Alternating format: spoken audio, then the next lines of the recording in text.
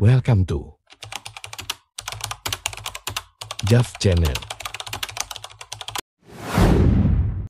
Selamat menyaksikan.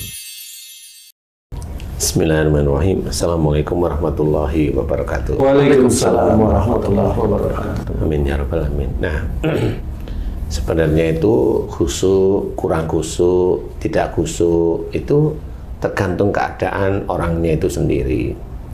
Jadi kalau mamanya kayak kamu pekerja normal ya, pekerja normal namanya, itu sholat itu pasti mikir. Iya. Pasti mikir sesuatu di luar itu, pasti itu. Bener. Mau baca Fatihahnya, mau bacaan yang ada dalam Quran, mau rakaat pertama atau rakaat kedua atau 3 atau 4 itu mesti mikir. Nah, itu memang itu hal yang normal sebenarnya bagi pekerja-pekerja normal itu ya normal aja dia mikir ini, mikir itu. Apalagi kalau ada apa namanya yang kamu tadi cerita ada masalah dengan istri. Okay. Cuma yang mau saya tanyakan tadi, kamu kan cerita ya, pada waktu ada masalah dengan istri, kenapa yang kamu omongkan tadi mencari alasan apa ya enak ya kan gitu ya? Ya kan itu kok alasan bukan menyelesaikan masalah gitu maksudnya. Kadang-kadang kan gitu Pak Ustadz, telat pulang misalnya itu kan, kalau istri mukanya kelihatan cemberut itu kan. Sholat maghrib sudah sini mau nyari alasan nih, alasannya apa nih gitu. Padahal tadi pulang dari kantor cepet gitu. Pulang dari kantor malah sebelum jam 3 gitu. Tapi sampai rumah loh kok jam 9 gitu ya. Gitu seringnya iya, gitu. iya. Nah itu kan beda, kalau itu kan ada persoalan sebenarnya. Nah itu ya sholat pasti nggak khusyuk lah. Nah cuma bagi orang-orang yang standar biasa, persoalannya kecil-kecil tapi nggak khusyuk, itu karena memang ritme sehari-hari seperti itu. Ngerjain apa, belum selesai, di dalam sholat itu pasti mikir aja. Otomatis itu. Nah bagi yang seperti itu memang ada setan. Setan yang bagaimana kok bisa menjadikan kurang khusyuk itu ya setan yang urusan dunia itu tadi. Setan urusan dunia yang dimana pada saat kita mengerjakan urusan dunia itu kadang dan seringnya tidak ada Allahnya. Biasanya tetap itu ada setan. Nah setan itulah yang mengganggu pada saat kita itu mencoba mengerjakan sholat khususnya. Nah bagi orang-orang yang dia tidak mengerjakan kehidupan sehari-hari itu lumrahnya manusia biasa. Maksudnya apa nih? Ya orang hanya ngurusi ngajar atau ngurusin agama atau apa namanya itu ngajar agama kemudian dakwah hanya itu aja dia nggak nyari uang melalui pekerjaan lain. Nah, insya Allah kekhusyuan itu agak lebih bisa khususnya apalagi dia nggak punya istri. Jadi nggak tambah masalah nggak ada gitu. Nggak ada masalah itu insya Allah bisa khusyuk. Masa harus nggak punya istri baru? Nah, ini perbandingan dulu Ji. Bukan tidak boleh punya istri enggak. Ini perbandingan. Kalaupun mamanya seseorang yang dia dakwah punya istri, ya itu pasti ada masalah. Dia menghidupi istrinya kan gitu ya Pak. Dia harus menghidupi istrinya. Kan gitu. Iya benar. Ada anaknya dia harus menghidupi anaknya seperti itu. Nah, itu pasti ada pikiran-pikiran yang memang akan lari dari kekhusyuan. Biasanya seperti itu. Cuma memang ada suatu cerita dulu, ada salah satu sahabatnya Rasulullah itu bertanya pada Rasulullah. Pada saat itu ngumpul semua para sahabat itu. Bertanya, wahai Rasulullah, kenapa saya sholat itu mikirkan ini, mikirkan itu. Saya berpikir saya tidak khusyuk Rasulullah. Apakah sholat saya diterima oleh Allah Ta'ala? Memang pada saat itu Rasulullah sebelum menjawab itu beliau diam dulu. Diam sejenak. Nah, di titik itulah setelah diam sejenak beliau itu mencoba menjawab sahabatnya. Jadi kalau gara-gara kurang khusyuk itu menjadikan kamu itu tidak sholat, setan yang menang. Gitu dijawab, setan yang menang. Tapi kalau kamu di dalam sholatmu itu tidak khusyuk, tapi kamu tetap tertuju pada Allah, menuju pada Allah. Nah, menuju pada Allah ini ibaratnya adalah menuju pada bacaan-bacaan sholat dan mencoba untuk menghusukkan lagi dengan bacaan tersebut dibaca sampai akhir, walaupun tidak khusyuk lagi, mencoba lagi, karena itu akan seperti itu. Nanti Allah akan mendekat kepada kamu itu dengan rasa sayang. Jadi itu juga perjuangan, yaitu perjuangan dari setan yang ada dalam pikiran yang biasa kita lakukan dari pekerjaan sehari-hari kita, yang sebenarnya pekerjaan itu jarang kita tanamkan ada Allahnya di situ. Jadi biasanya itu kalau orang itu mengerjakan sesuatu, kalau sudah biasa itu kan, ini saya tanya Aji nih malah, saya mau tanya Aji. Aji dari rumah Bismillah pasti, ya, kemudian berdoa, ya, dari rumahnya berdoa sampai tempat kerjaan nih, tempat klinik nih. Pertanyaan saya Aji, ini pertanyaan saya, tapi jujur ya, biar kita semua belajar. Pada saat Haji itu megang komputer ada Bismillah enggak?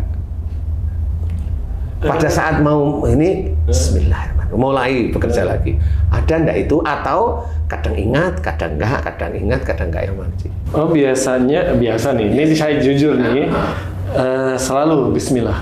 Pada saat megang komputer nyalain malah. Nyalain, ya, oke. Nah, pertanyaan saya nih sama kamu nih tuh, nih dulu nih ya. Pada saat kamu kerja, kamu dari rumah atau dari tempat kos atau dari camp ke tempat sana, kamu niat beneran nggak karena Allah Ta'ala? Walaupun dalam perjalanan dulu lah menuju sana. Kalau doa ya. Kemudian pada saat sampai sana, kemudian kamu kan di direksi kit nih biasanya. Iya, ya. Betul ya. Itu kamu mau ngerjain sesuatu Bismillah atau lupa atau banyak lupa atau kemudian ingat lagi Bismillah atau malah sering lupa? Banyak sekali lupa. Kenapa gitu ya, Pak? Nah, di sini kalau di sini kan jelas kayaknya Haji sudah mulai memahami nih kehidupannya karena udah ketemu terus kan paham akhirnya. Setiap kali melakukan pekerjaan walaupun itu ringan, itu selalu Bismillah. Nah, kalau kamu kan udah lama nggak di proyek atau di proyek, walaupun di proyek itu Jakarta, sama, kira-kira kurang lebih sama. Karena biasanya nyampe di proyek nggak langsung masuk kantor dulu, langsung keliling. Ya. Nah, di titik kamu keliling itu ada nggak pada saat ngelihat itu mulai bahwa saya melakukan pekerjaan nih, Bismillah. Seperti itu, atau kamu mengerjakan administrasi pekerjaan di direksi kit, kamu Bismillah. Atau lupa sebenarnya? Enggak ada ya, berarti lupa terus ya? Lupa terus. Bukan lupa, emang nggak tahu. Nggak tahu ya? Iya. Jadi, ini sama. Makanya pekerjaan-pekerjaan itu sama. Temenmu, kamu itu mirip-mirip aja. Apalagi umpamanya atasanmu, umpamanya yang meminta kamu untuk menghitung ulang. Nah, itu. Iya. Pernahkah kira-kira atasanmu yang nyuruh menghitung ulang itu, sebenarnya sekarang kamu tahu menghitung ulang itu sebenarnya kan ingin ada ingin ada apa namanya? Efisiensi. Kalau biaya ya. Iya. Kalau biaya itu kan berarti ingin ada ya, kalau cari selisih. Ya. Ingin ada selisih maksud saya ya. Ingin ada selisih. Pertanyaan saya, kira-kira atasan-atasanmu Bismillah nggak dia ya? Kedengeran nggak pernah. Persoalannya bukan masalah kedengaran atau Bismillah. Iya. Kalau dia cari selisih itu dia cari mau nyuri sebenarnya. Kalau dia Bismillah malah dosanya berlipat-lipat. Iya benar. Kan gitu sebenarnya. Kalimatullah enggak pernah terdengar Pak Ustaz. Iya. Mohon maaf. Ya, jadi sebenarnya kebiasaan itulah makanya kenapa semua kehidupan dunia kita itu ada Allah itu dari niat kita, dari Bismillah itu. Nah, itu ada Allahnya. Sehingga pada saat kita itu mengerjakan kehidupan dunia itu ada Allahnya. Bismillah, Bismillah, Bismillah, selesai. Alhamdulillah, Alhamdulillah, Alhamdulillah. Nah, di titik itulah biasanya seseorang itu insya Allah dalam sholat banyak khusyuknya. Seperti itu insya Allah ya, walaupun kadang-kadang muncul tapi hanya kadang-kadang. Itu banyak khusyuknya daripada tidak khusyuk. Banyak khusyuknya insya Allah lah. Nah, saya tanya sama Cici yang setiap kali melakukan aktivitas kan Bismillah. Ci, ini jujur Ci ya, ini kan dulur-dulur beriman kan juga ingin dengar ya. Kalau mamanya Haji dalam sholat banyak keluar dari bacaan sholat, maksud saya atau pikiran itu keluar atau relatif banyak fokus, walaupun hanya sekali lupa sedikit tapi nanti fokus lagi, atau panjang lupanya sehingga bacaan itu hanya cuma keluar melalui lisan, tidak ada ruhnya, tidak ada hatinya istilahnya. Yang mana, Cik? Iya, saya biasanya nih sebelum sholat itu udah niat berusaha untuk khusyuk ya, dengan membaca di mulut diartikan di dada gitu kan. Kadang nggak sampai pol khususnya. Rakaat 1 aman, 2 aman. Kalau zuhur atau asarnya atau isya nih yang 4 rakaat, pas rakaat terakhir tuh suka hilang. Set, kok jadi mikir begini, balik lagi gitu. Jadi nggak pernah lulus gitu. Nggak pernah lulus. Jadi insya Allah memang benar. Jadi walaupun sehari-hari sudah dicoba untuk tetap dekat sama Allah Ta'ala, tetap namanya setan tetap masih ada. Makanya kalau nanti seseorang itu bisa khusyuk beneran dengan tenang ya, dengan tenang dipikirin bacaan, memang diperhatikan bacaannya, kemudian tartil enggaknya seperti itu sehingga sampai selesai, sampai salam. Nah, mudah-mudahan itulah yang dikatakan khusyuk. Tetapi juga tidak bisa disalahkan tidak khusyuk. Karena tidak khusyuk itu sama seperti pada saat seseorang itu kadang ingat Allah, kadang enggak, kadang ingat Allah, kadang enggak. Cuma kalau bisa, kalau sholat itu kan khusyuk ya. Cuma kenapa tadi ada cerita dari riwayatnya Rasul itu seperti tadi, yaitu menjembatani agar sedulur-sedulur beriman yang belum begitu khusyuk itu ada semangat tetap untuk dekat kepada Allah Ta'ala. Jadi perjuangannya adalah kembali pada bacaan-bacaan sholat. Sehingga di titik itulah mudah-mudahan Allah itu mendekat dengan rasa sayang. Dengan rasa sayangnya Allah. Jadi ya bukan berarti saya nggak kusuk-kusuk amat juga nggak apa-apa ya, belajar. Berusaha. Seperti itu ya.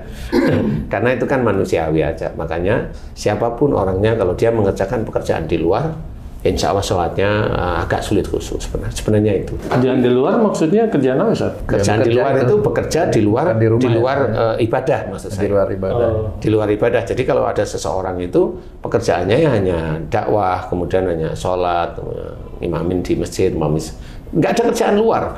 Dan dia sudah ada yang nanggung. Maksudnya di luar itu. Iya. Nah, insya Allah biasanya agak lebih khusyuk, agak loh ya. Ini saya nggak tapi kalau dia itu punya istri, punya anak, ya begitulah tetap. Karena itu tetap akan mengganggu, namanya setan itu tetap akan mengganggu. Karena apa? Pada saat umpamanya dalam menyelesaikan masalah dengan istri kan ada ego, ada emosi, ada suuzon dan sebagainya. Titik-titik itu setannya itu yang masuk di titik-titik itu. Sehingga pada saat kita itu sholat akan diganggu dengan jenis yang seperti itu.